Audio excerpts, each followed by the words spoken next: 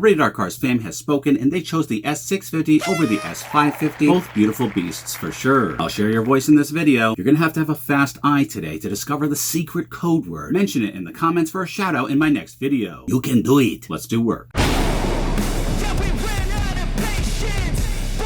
Alright boys, the results are in. 68% of the Rated R Cars family, as you can see here, chose the S650 over the S550, which garnered 32% of the votes, and for good reason. Thank you to all of you who voted and shared your comments. Let's hear what you had to say. But first, we're almost at 10,000 subscribers, so if you like Mustangs, motorcycles, and man stuff, hit that subscribe, slap that like button, drop a comment below, buy yours truly a coffee with that super thanks button so I can continue to work hard on this. I said hard on.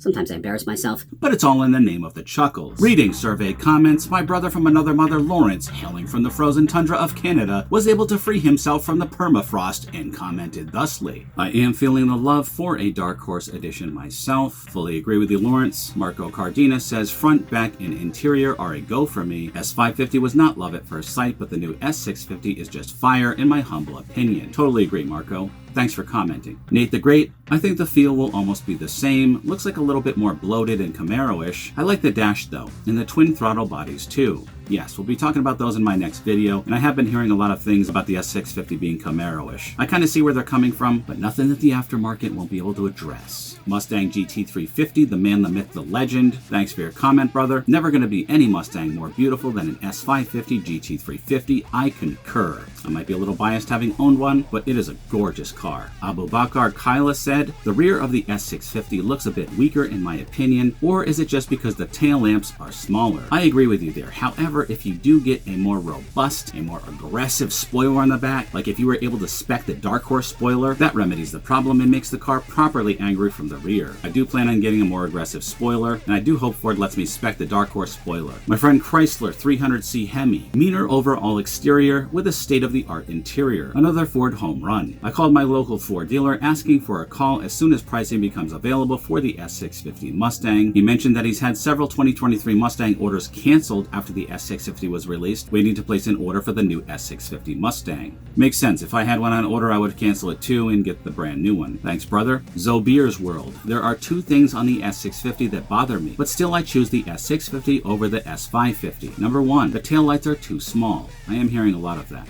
2, iPad look on the dashboard. They should have integrated the digital dash into the cluster just like the S550. Totally agree with you, brother. Diego Espinoza chimes in, agree about the interior, too flashy for a Mustang. Diego speaks the truth. My brother Rich GT350R comments, and I quote, I'm going to have to see the S650 in person before I would comment. It's a smart approach to take, my friend, because cars do tend to look a little bit different in person. Thomas Galvin, everything has been improved. I do agree that in improving on the nearly perfect S550 in almost every way is a win-win situation. I am just hoping that those touchscreens do grow on me in the interior. Tim Robertson, the S650 front end looks like a cross between a Camaro and a Lexus. And don't get me started on the weird angular indentation of the rear valance below the trunk. Yeah, that's going to be a sticking point for some people. It actually has grown on me. If you look at it from this angle here, I think it looks pretty hot, especially if you put that Dark Horse spoiler on like I did in my specking video. Konastang 18, because I was able to afford the S550. Not sure about the markups on this new one. Konastang 18 speaks the truth. Time will tell if there's a lot of greedy dealer markup on these cars, but I hope per one of my previous videos that Jim Farley continues to come down hard on these greedy dealers. Okay, this one hurts my feelings here. Sam G, first gen S650 GT350 or S650 GT. The Dark Horse front looks ugly, but that's the one that has the Tremec. Also hate auto start stop on the S650. You can't permanently turn it off. That is horrifying news for me. Horrifying. I do not want to have auto start stop on a Mustang. Ford, if this is true, I'm going to be dusting off my slapping hands.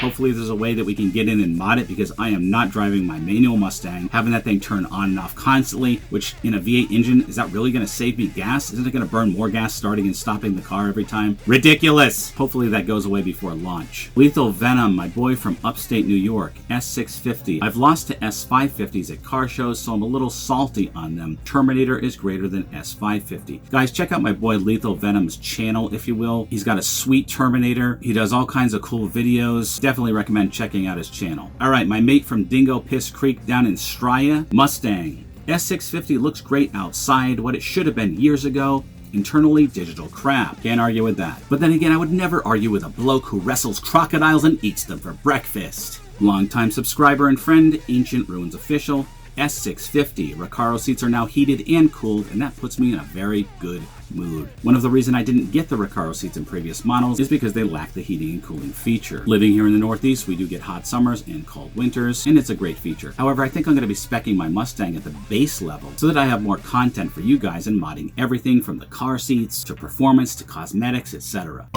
Excuse me, I belched. We do that here at Rated R Cars sometimes.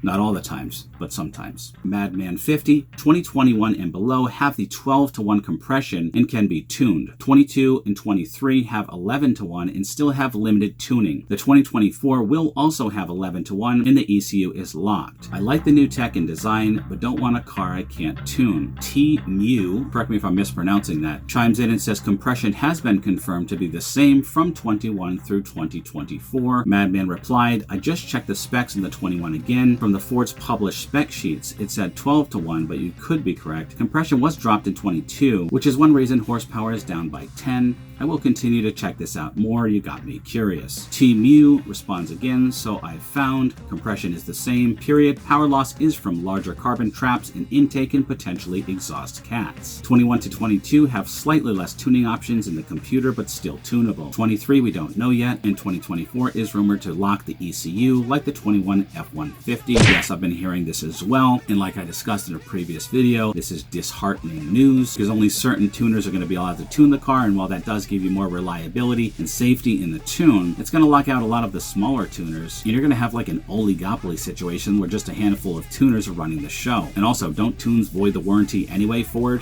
Come on. Alright guys, thanks again for all your comments. I really appreciate it. Love the Rated R Cars family. You guys rock. I do agree with the fam. I think the S650 is an improvement over the S550, which I also thought was a beautiful car. The only thing I didn't fully love about my 2018 Mustang GT was that they went less aggressive with that front end than the previous model, as you can see here, and now that's been rectified in the S650, as you can see here. Now it's a properly snarling beast. Those hood vents right there also certainly add to the feel, but we're going to get into what I love about the S650 in my next video, so stay tuned for that. As we move closer to the 7th generation Mustang, keep it locked into Rated R Cars, and God willing, we will be getting one for the channel and doing things to it and with it and around it and under it that not many others are doing. Until then, always remember the motto, always be kinder than necessary, and I will see you in the next one. That is if you show up in my next video. Please show up in my next video. Love you guys. 'Cause we want retribution.